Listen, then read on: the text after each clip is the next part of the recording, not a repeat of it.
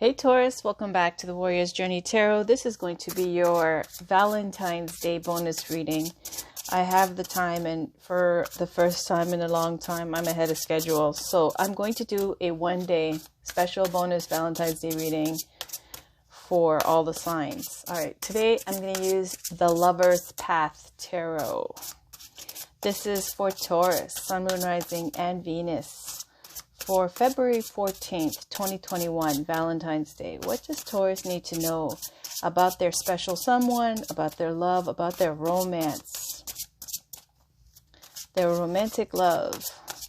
What does Taurus need to know for Valentine's Day, February 14th? What's going on with Taurus in love? Taurus, Sun, Moon, Rising, and Venus for February 14th, 2021. This Lover's Path Tarot is by Chris Walder. I like Chris Walder's Goddess Tarot as well, which I have. I love that deck. This has a whole bunch of, woo, look at that. Look at that, just popped up. 6 of Staves, leading, being desirable, being in demand, level up, popularity, couple goals, people looking up to you. And then 7 of Wands. So you got 6 and 7. 7 of Wands is standing your ground to competition, okay? So this is where, this is a card of leadership. And this is the card of having to defend what you have now, okay? Because you see this dragon trying to blow fire and burn down all that wall of wands there. Let's check on the bottom. 7 of Cups. Dreams, fantasies, building castles in the sky, daydreaming. Let's keep going though. All right, I'm going to pull the regular amount of cards, and then I'll just pull the Love Oracle cards, okay? So it's going to be a shorter reading. I wanted to mention this deck has a whole bunch of historical figures. It's got goddesses and gods in here. I'm not going into all the major meanings because then I have to study that little pamphlet. You guys can Google it. I will at a later time. I keep meaning to. I think I've taken it to my bedside one time trying to read up on it. But I have a lot of tarot decks. Then I have my favorites. So let's just see what we get. This is for Taurus. I'll tell you the placements and their significance as we go. This is for Taurus, Sun, Moon, Rising, and Venus for February 14th on Valentine's Day. You know what that 6 of Wands and 7 of Wands feels like?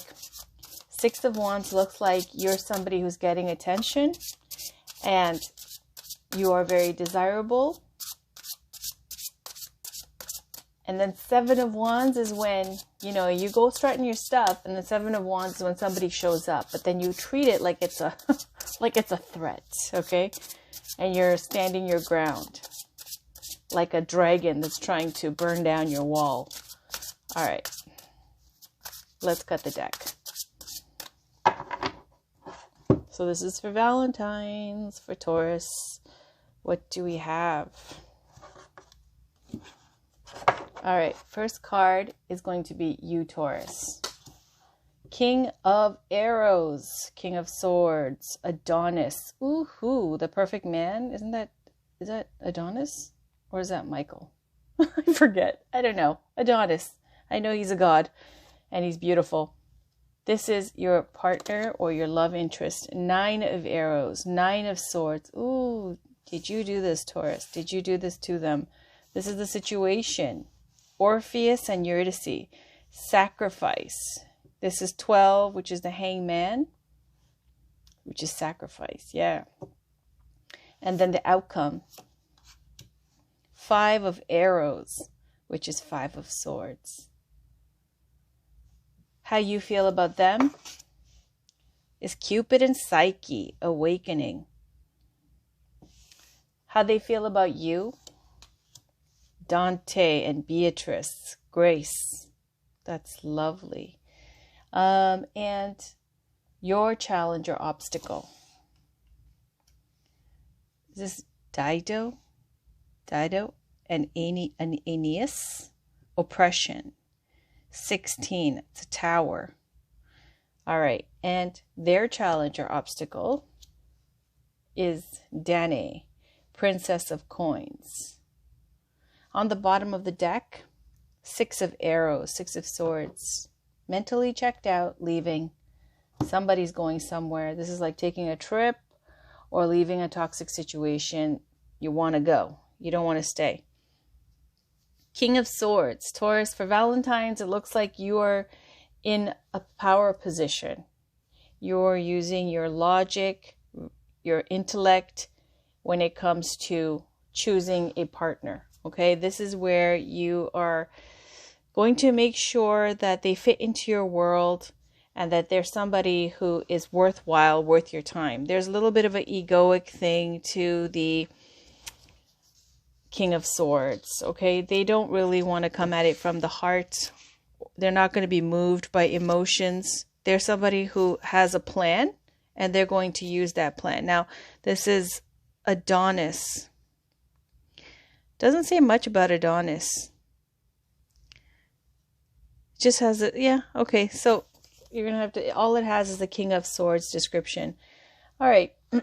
So you look like you, with that sword, it can be that you're a single parent, a divorcee.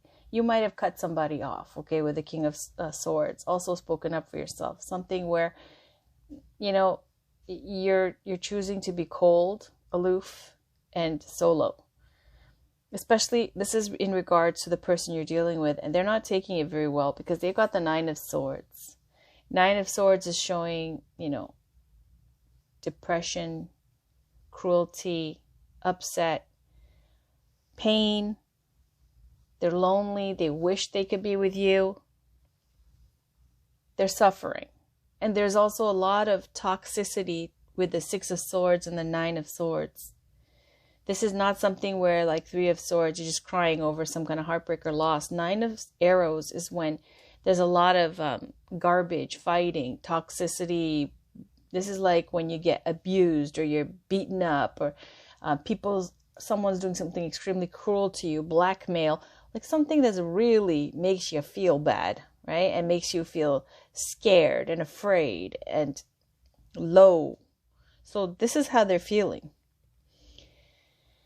Now the situation is the hangman sacrifice. What that's saying is that nothing's moving forward. You have decided their fate. And so nothing is moving forward because this is a card of sacrifice. Now Orpheus and Eurydice, I forget the story.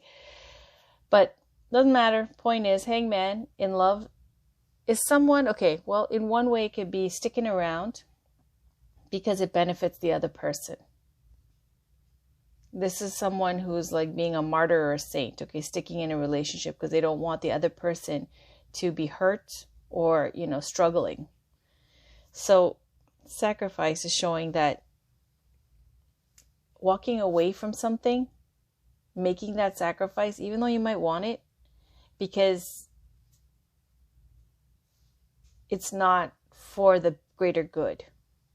Or it could be sticking around in something because even though it's over, because it benefits the other person, like you're being a saint about it, okay? But let's see. The outcome says 5 of Swords. That's not good, okay? 5 of Swords is when you want to say sorry, you want to fix it, but they're like, no, they've already checked out. 5 and 6 of Swords. Whoever this is, whether that's you asking and giving an apology or you getting an apology, because that's what it looks like, okay? 5 of Swords in love and romance is when something shady was done and somebody wants to try to make it up. It's not going to happen. That's why, you know, you already checked out. 6 of Swords, you leave.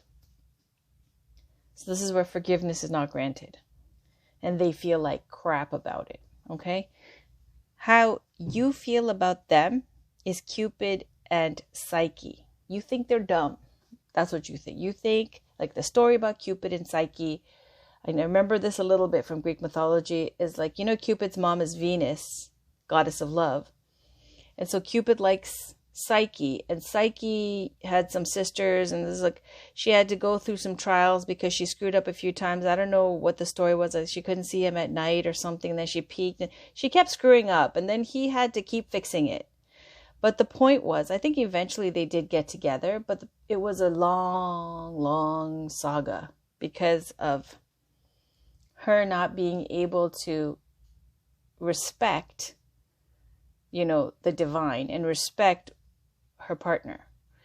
So this is judgment, awakening.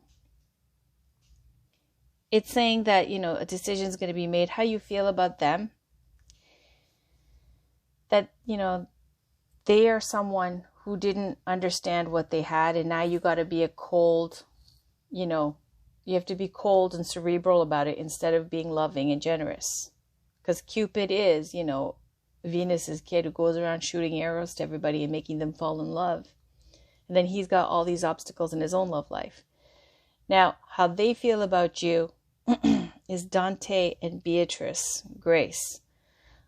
From the brief little history class in humanities that I remember, that Dante thought that Beatrice was just the epitome of grace and beauty. Okay, and it was back in those days when romantic times, like people would like wear all those robes and write tons of letters back and forth to each other, and it was all very romanticized, and it wasn't focused so much on like the physical. It was more like in the subtleties and the beauty and the personality and the finer qualities of that person. So how they feel about you is they think that you're like this.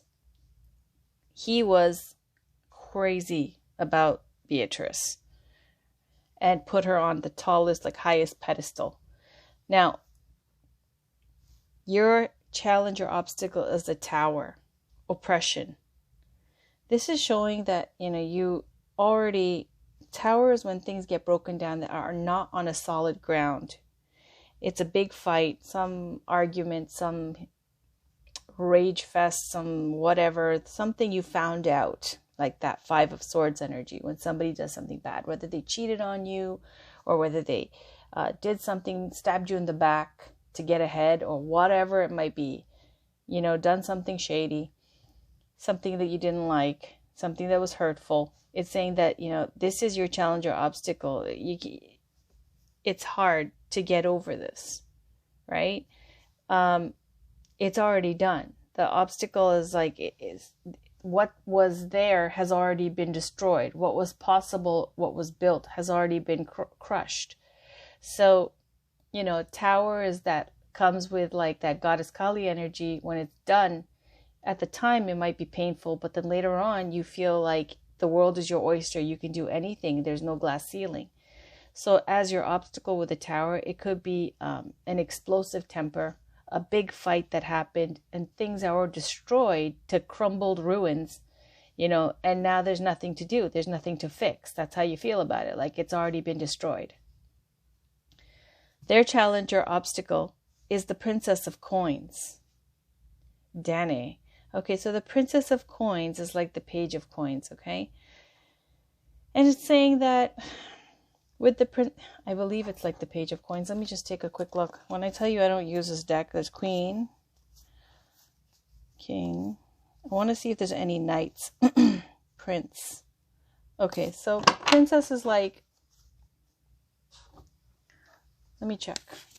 I don't use this deck, so let me just check if it goes. Yeah, it's Princess's Page and the Prince, Queen, King. All right. So the Princess of Coins is like the Page of Pentacles. It could be a youth, a child, or someone from, all the way up to like early 20s, Taurus, Virgo, Capricorn. They might be already seeing somebody.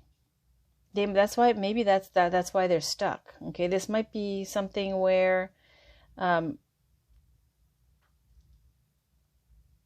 they might have made a mistake.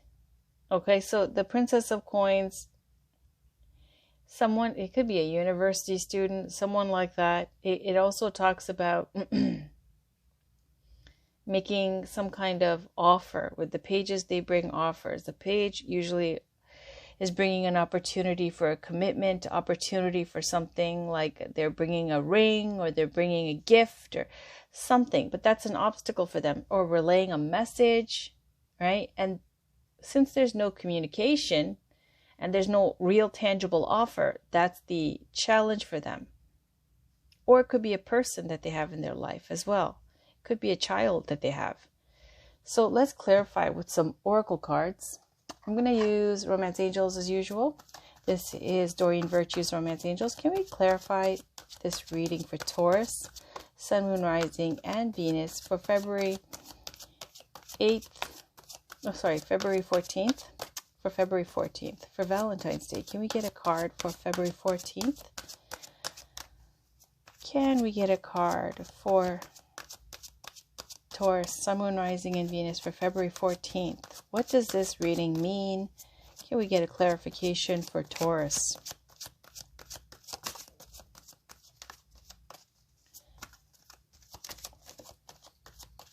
And the other thing on the bright side is that, you know, Cupid and Psyche, I told you they do end up getting together again. And so how you feel about them, it might be, you know, it might be that they feel they're Cupid and you're Psyche. Okay, because this is showing how they feel about, how you feel about them. And that means, you know, that they've tried and tried and tried to get through to you, and that you're always somehow sabotaging and not coming through. Now, for how they feel about you is the Grace card. They put you on a pedestal, and yet something keeps screwing up, being stuck, not moving forward. And this, okay, here we go. Chemistry. There's a strong magnetic attraction here. See, it doesn't look like this person here, Taurus, it doesn't look like it turned into a relationship. This is talking about somebody that you know, okay, that there was chemistry. There's a strong magnetic attraction here. I'll read that. On the bottom, religious factors. Your love life is influenced by your religious upbringing and spiritual path. So I'll leave that there too. So that's quite straightforward, right, Taurus? It might be that you guys come from different backgrounds and that you don't see how that's going to fit, right? Maybe you are very, very, Taurus is very much into, you know, tradition and values. So maybe you have come from a culture or the way of thinking, something where the way they live their life or the way they are, it just doesn't, it can't, you feel it doesn't go together, right? Like you can't even imagine. Like, all right, so let's go to chemistry. You've received this card because you feel a strong dynamic pull toward another person. In other words, you share chemistry with him or her. This creates intense pleasurable sensations that draw you to each other. If this person is someone other than your partner in a committed relationship, then the chemistry is probably a source of both stress and escape. Their stress. You'll need to weigh your options and the consequences carefully before or instead of leaving your current partner or embarking upon an affair. If, however, you are single and feel this pull toward another unattached person, then this card brings you a go-ahead green light of good news. Most likely, the chemistry is mutual and merits exploration. In some cases, this card may mean that a lack of chemistry is a cause for relationship issues and personal discontent. If there was chemistry initially, it may be restored by devoting effort to the relationship. Passion, sparks, and romance can be revived through playfulness, thoughtfulness, time together, and caring gestures. Call upon the romance angels to guide you as you make important decisions about channeling this chemistry. There it is. That's what it looks like, okay? It looks like you're ice cold. And why are you're coming at it from, your intellect and from, your mind, not your heart. And you're thinking to yourself, this is where I draw the line. It ain't going to work. Sorry, this is what I believe in. This is what I stand for. And I can't. I can't. My mind, it just can't. I don't want to live a lifestyle or, have a future that I have to compromise anything about myself. And if I do this, it means that I have to change and I have to share and I have to understand and do a whole bunch of accommodating that I don't feel like doing. And this is what? It's religious factors as well, okay? So that's why there's this feeling they think it's Cupid and Psyche. They're trying to tell you, And it keeps going, and then this like an opportunity to get together. You know, Cupid and Psyche in the beginning, they get together for a brief amount of time, and then it's like a long, long separation because of, you know, sabotaging herself, I guess you could say, or screwing up, not knowing better, whatever. Religious factors. This card reveals that religion and spirituality are subtle but important factors in your love life. Perhaps you're looking for a relationship with a partner who shares your spiritual beliefs. If so, this card comes to you as guidance to seek your new partner at the church, temple, or meeting place associated with your faith. If you're currently with a partner who isn't spiritually minded or whose beliefs differ markedly from your own, you may feel dissatisfied. You may also be influenced by family traditions that expect you to marry within your own culture or religion. The romance angels are helping you address this issue, and they ask you to remain true to yourself during the process. Decide which factors you will and won't accept in your relationship and what your priorities are for your partner. For instance, it's possible that your love interest may live the spiritual principles that you find important, for example, forgiveness, charity, kindness, and the like, without having the same religious affiliation you do. The angels remind you that your partner, like everyone, is a holy child of God. Everyone is spiritual in truth, because everyone is spirit. Although it's not up to you to change your partner to match your spiritual path, your affirmations, prayers, and visualizations can have a positive influence on both of you and your relationship. Well, isn't that interesting? Let me just look up Orpheus and Eurydice with they have a little something here for the major arcana. For the Hangman card, for the situation, which is about being stuck and sacrifice. So it says, keywords: impasse, surrender, patience, compassion. Oh, here we go. Orpheus was the son of Apollo. This is this card, okay? So Orpheus was the son of Apollo. With his songs, Orpheus moved the hearts of humans and gods. He was loved by the nymph Eurydice, and he loved her wildly in return. Eurydice was killed soon after they wed. Distraught and mad with sorrow, Orpheus decided to rescue her with his song. He stood before Persephone, goddess of the dead, and sang until she relented and honored his request. But with a difficult condition. Orpheus must not look at his wife until they were safely home. Orpheus failed this test as he sacrificed his quest to ease Eurydice's insecurities. Meanings: being caught between worlds, short-term sacrifice to reach a long-awaited goal, taking care of others' needs even if they're not in your personal interest. Okay, so now I kind of remember. Eurydice was scared in the darkness, whatever. She couldn't see him, and so she kept asking and wanting some kind of reassurance that he was there or something, and then he had to let her know and turn around, and then that was the last chance blown. Okay, so that's that. And he did it to ease her fears, right? There it is. All right, so let's pull one more love oracle card. This is the Whispers of Love by Angela Hartfield. Can you get one last oracle card for Taurus, Sun, Moon, Rising, and Venus? This is like forbidden fruit, as cheesy as it is to say. All right, let's get a last card, please, for Taurus, Sun, Moon, Rising, and Venus. Because, you know, there's some people that, you know, they don't fit into your life, right? That you're interested, but that, you know, they're kind of dangerous because you could, you know, they're not dumb and they're worthwhile. So you don't want to mess because it's just going to get messy, right? Because you know who you are and what you're going to stand for, what you can do and how far you can stretch. And that's the King of Swords, not very far. It's very rigid when it comes to that. It's like your mind's made up. You know, and so the saga continues. All right. Choose love. You always have a choice as to what you should do. That's beautiful. On the bottom, the heart of the matter. There's more going on than meets the eye. Recognize what this is all about.